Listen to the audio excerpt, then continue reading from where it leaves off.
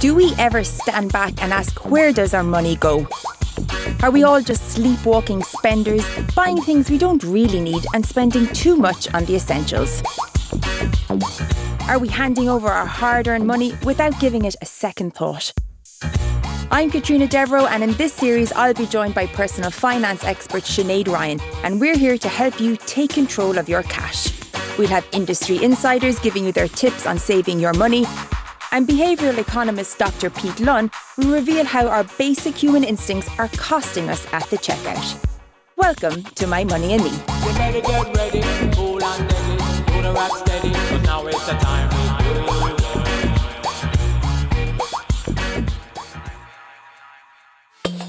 This week we meet a Dublin family facing a familiar Irish problem, negative equity. Our insider tips will help you save money on your wedding day. And the My Money and Me consumer panel discovered just how easily we become attached to numbers, no matter what the consequences. So you'll end up spending 500 or 600 instead of the 400 you went in to spend. You're supposed to move it. Choo-choo-choo-choo-choo. What's that? Lorna and Keith Kelly live in Artane in Dublin with their two kids, Ryan and Faye. Lorna stays at home with the kids and Keith works as the manager of the Artane band. We don't really think about money, to be honest. We get by, we do our weekly shopping, we meet our bills, but there's no long-term plan. We've never really saved properly. It's always just been get the money to spend on something that's coming up. One thing they are all too familiar with is negative equity.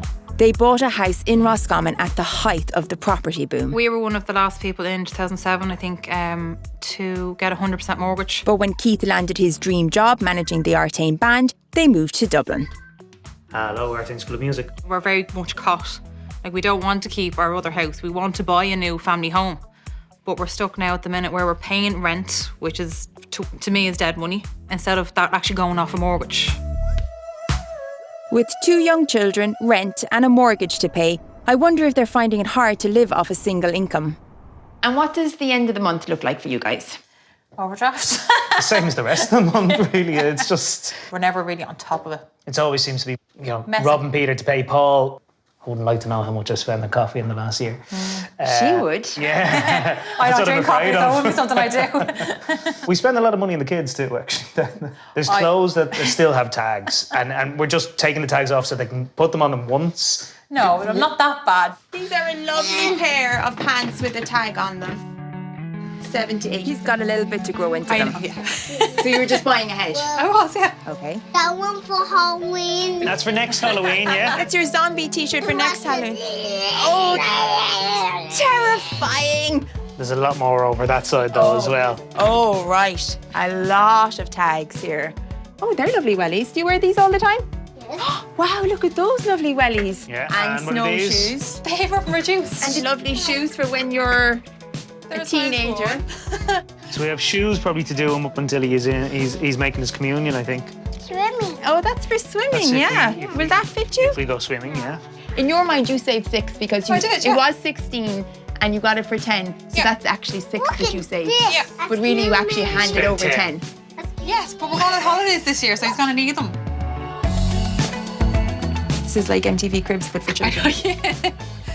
Look at that for a wardrobe. Like, a lot of these dresses, Faye'd get 2 years out of these anyway. You know, we live in Ireland I and know, it's very yeah. cold and wet most I'm of the very time. optimistic. She's going to have to do about 3 wardrobe changes per day on her holidays in June. Count them. Count how many pairs of shorts does she have. And now, come on, Lorna, there's no way she needs all those shorts. 5, 6. That's lovely. 11, 12, She has 16 pairs of shorts. 22, 23 tops. Will you wear all these shorts on your holidays? Yeah. Will you? Good Good girl. Will your mommy make you wear all these shorts on your holidays just to justify her expenditure? Yeah. You own a house in Roscommon. Tell me about that. We bought in the boom, 2007, like a lot of people, and we're now in negative equity. So the rent that we get for the house doesn't pay the mortgage, so we have to top that up every month, as well as paying rent up here. So that home is costing you. It is, yeah. So I think at the minute we're in about 40, 50,000 negative equity, I think at the minute. Which isn't as bad as it was, but it still feels like a bit of an anchor tying us down. And looking to the future, short term and long term, where would you like to be? We want a new home. But now with the new rules, we need 20% deposit. So in Dublin, if you're even looking at a house for 300,000, we need 60,000 in the bank, plus clearing Egoda. It just seems... Yeah, it seems impossible. Yeah. Like, Here are all the bills. That's where all the skeletons are hiding, I think. Bills, bank statements. Myself and Sinead are going to pore over this. Don't spend any money in the meantime. We will be back with a plan. This is Lorna. And this is her husband, Keith. They're just spending, and they're not really sure where the money is going. They have so many transactions, even in the one day. What's this here? That's probably a children's clothes store. Our personal finance expert, Sinead Ryan, is in her element running the numbers. And the first thing that jumps out at her is over €900 in debit card withdrawals. There's a lot of money coming out. Park Boutique, iTunes, Olympus, Tesco, PlayStation, Halfords, Park Snacks. There's a lot of unconscious spending going on. I want to see what else they're spending their money on. And it's not just the debit card. He's spending money to take out cash with his Visa card. Nobody takes out cash on their credit card. Keith does. The day after all these purchases, they're tipping into overdraft. And look, they've been charged fees. But bank fees, they're both responsible for. Sinead can also see that the house in Roscommon is being rented out for less than the monthly mortgage repayments. I mean, the big elephant in the room is this house in Roscommon. It absolutely is. There's a good few areas there that we can tackle. We can help them. Yeah, we need to make a plan. Yes. What it don't get, I can't use. I want money. Each week on My Money and Me, our industry insiders are on hand with their insider tips to save you money. My name is Laura Cunningham and I'm the editor of Confetti magazine, and these are my wedding insider tips. A lot of venues will offer you discounts of between 10 and 20% on their rates if you get married off-peak. So that would be November, January, February. Also, if you get married midweek, you'll probably get yourself an extra maybe 10% off. You could save up to €100 by having a fake tear in your wedding cake. Just ask your cake designer to decorate a styrofoam layer. It'll look like a much bigger cake, but it will cost you a lot less. If you can bear to part with it, you could also sell your wedding dress after the day. A lot of brides are doing it now and they're making up to 50% back. There's a misconception that it's always cheaper to buy your own drink, but that's not always the case. Chances are the corkage fees that you'll pay on top of what you paid for the wine itself might end up obliterating any saving that you made. So at least if you use the venue's wine, you only pay for what you drink. My top insider tip is to pay with your gifts. So on the day of your wedding, your best man is going to have a lot of envelopes with some lovely cash gifts that your friends gave you in there. And you can use those to pay certain vendors, for example, your band or your DJ, meaning you don't have to budget for them before the day. So you might be able to book that band that was just a little too expensive. Sinead has gone through Lorna and Keith's finances and we've come up with a plan for the next month. They want to save for a house deposit in Dublin, so they need to make changes fast. I'm waiting to see what Sinead comes back with to say, you know, here's what you haven't spotted before, you know. So I'm hoping that something can be done, but you know, we certainly haven't identified it before. Along with topping up their mortgage in Roscommon and paying rent in Dublin, we've also discovered that Keith and Lorna withdraw €900 a month on their debit card and keep no receipts. So we need to see where that money goes. Keith thinks that a lot of his money goes on coffee, and Lorna knows that she's spending a lot on kids' clothes.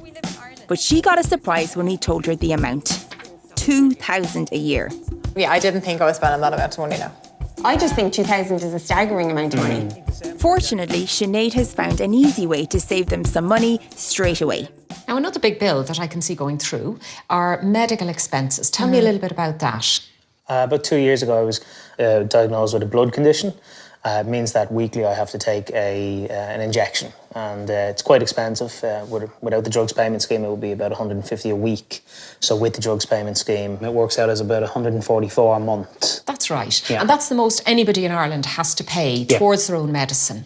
But did you know that you can get tax relief on that €144 every single month? No, I didn't actually know. Well, on your average expenditure every year, which is about €1,728, you can get tax relief of €345. The good news is you can claim it back for the last 4 years. Brilliant. That'd be great. That's super. Every year, millions of euro of your money goes unclaimed from revenue in the form of tax relief to which people are fully entitled. Now, one of the easiest and most common ways is through the Med1 form.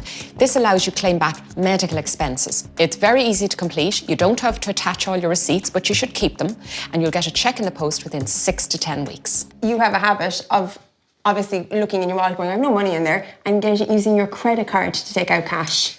Yes. How much does it cost to take cash out with the credit card? I have no idea. 250. 250 every time. So 1 month there, you went and you took out 20 quid out of the hole in the wall, it cost you 250. The next day, you took out 20 quid, it cost you 250. The next day, you took out 20 quid, it cost you 250. So you spent 750 taking out 60 euro, which is a total waste of money. And you know what? It's even worse than that, Katrina, because the credit card company, when you use your credit card to take out cash, instead of giving you a 6-week moratorium to repay them, they start charging interest from that day. Okay. Okay. After enticing you in with introductory offers, many credit cards charge you different rates for purchases and cash withdrawals, anything from around 13 to around 23%. If you do use your credit card to make a cash withdrawal, you could be charged a higher rate, a cash advance fee, and the interest will start immediately.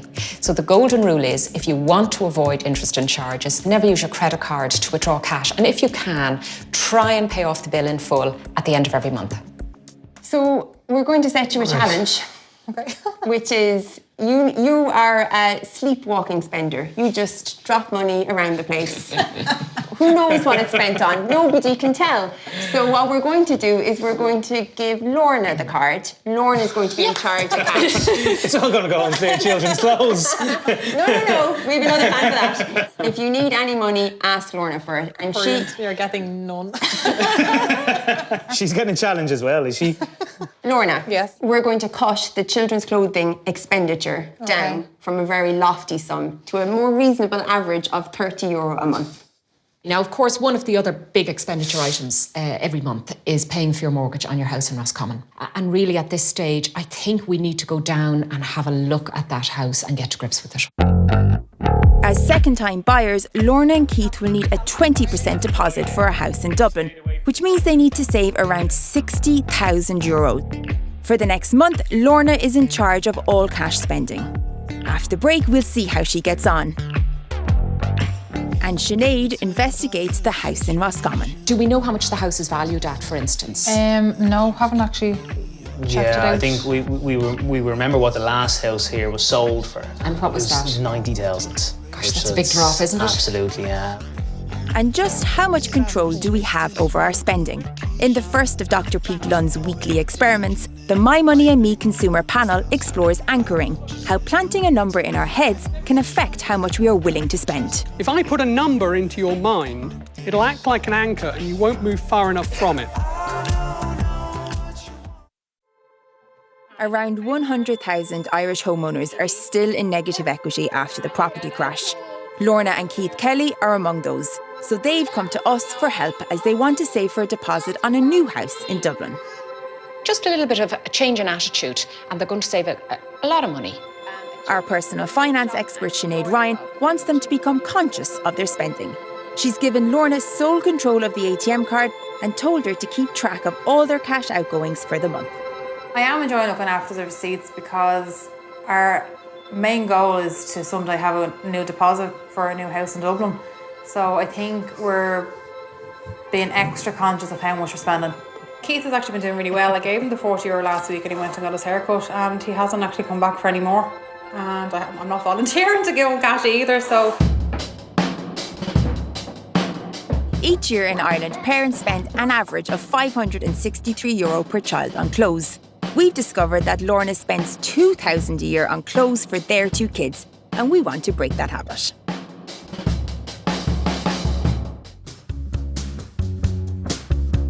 They have a family holiday already booked for the summer and a mountain of clothes for the 10-day trip. A checked-in bag costs an average of €55 for a round trip. So I'm convinced that Lorna could fit all Faye needs into a cute little carry-on bag and not just save money on luggage fees, but prove that she didn't need to spend all that money on kids' clothes in the first place. Let's see if we can get all the stuff that you were planning on bringing on holidays into this and see where we are. Okay, this is everything that I have. It's not going to work? No. So that's all the old stuff. Let's just cull. Let's put in the essentials, things that she definitely needs. Okay, so towel, underwear, socks. Towel, underwear, socks, yeah. That's all of them. Swimsuit. How many pairs of shorts? 2, because you can wash one and wear one. 2 pairs for 10 days. I find this kind of overwhelming. How many dresses will you put in? 6. You bought way too many clothes. Shoes, No, teddy. that's it. Done? Yeah. I feel liberated. I don't know about you. Are you surprised? I'm very surprised, yeah. I wouldn't have even tried that. So these are all the holiday clothes that you're not bringing with you? No. Look at that, it's brilliant, no? That's it done, yeah. Off you go. I'm packed now for And she's holidays. going to be beautifully dressed. Yeah. Lorna and Keith bought a house in Roscommon in 2007 for €255,000. When they moved back to Dublin, they didn't want to sell as the value had dropped so much. But they are paying rent in Dublin and want to start house hunting there. So Sinead needs to find out exactly how the Roscommon house is affecting the family finances. So, your mortgage at the moment is about $715 a month. Yeah. And tell me, what rent are you getting in to offset that? 650. Gosh, okay, Yeah. so there's a little bit of a shortfall. And There of is, course, yeah. you've expenses as a landlord, don't you? Yeah. You've repairs and maintenance and Yeah. insurance and all that kind of stuff. So tell me, have you thought about any of the solutions that are presented to look at that debt? I mean, do we know how much the house is valued at, for instance? No, haven't actually checked it Yeah, out. I think we remember what the last house here was sold for. And what was that? 90,000. Yeah, Gosh, which that's a big is drop, isn't it? Absolutely, yeah. We have briefly had someone kind of look at it a few years ago, and we thought it might have been up to around 170 then, but we're not certain. So that's something we need to do straight away. Get it valued, find out exactly how much it's worth, and then we'll know what we're dealing with right here. There's a big difference between being an owner-occupier and a landlord, and a lot of people during the Celtic Tiger found themselves as accidental landlords, just like Keith and Lorna. The rights and obligations of that are quite onerous. You have to register the property with the PRTB, your insurance costs will go up, you may be paying a higher interest rate on your mortgage, and the rent is treated as income, so you have to file a tax return. The dilemma is whether to keep the house or sell the house, and it's a tough one. The My Money and Me consumer panel are taking part in a series of experiments to see if we're in control of our money or is our money in control of us. This week, it's all about the power of numbers. What goes on inside your head when you decide how much you're willing to pay for something? You might think you make a rational choice. You decide what the item is worth to you. It's your choice. No one could get inside your head and change how much you're willing to pay for something, could they?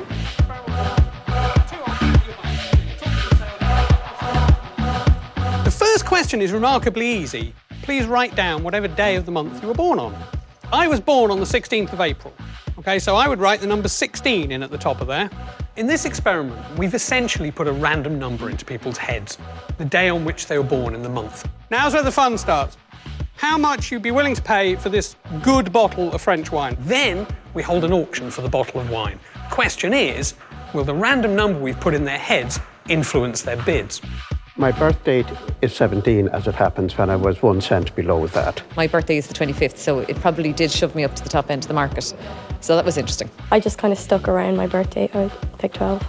My birth date is the 20th. Just seems, a little bit like conjuring a number from nowhere, but it was there. People whose birthdays are up in the high teens or in the 20s have ended up bidding, somewhere in the high teens. People born later in the month bid on average more than €15. But the people who were born earlier in the month bid less than 12. The number we'd randomly put in their heads dramatically altered what they would bid for the bottle. Realistically, thinking back, if I was in a shop, I don't even know, would I pay the price that I was even going to bid on it? I was definitely sticking closer to my birthday number. If you go into an electrical shop and you meet a good salesperson who's trying to sell you, say, a television, right, you might go in thinking, I want to buy a television for maybe €400 or €500, and they'll take you up and they'll say, oh, this is a really popular model at the moment. It's got all these things, and it'll be about $700 or $800. But what they've done is they'll have moved you up again. You won't move far enough back down. So you'll end up spending $500 or $600 instead of the $400 you went in to spend. Something as simple as being told a number or thinking about a number can really anchor you to that point. That was very interesting for me. This experiment shows what's called the anchoring effect. Simply having a number in your head influences what you're willing to pay for something. And that means if somebody else puts a number in your head, it's going to influence you. What you need to keep in mind is what your original idea is of how much it's worth to you. Sinead has arranged for Angus Oates, a local auctioneer, to value the house in Roscommon. Keith and Lorna paid €255,000 for it in 2007 and need to know how much it's worth today.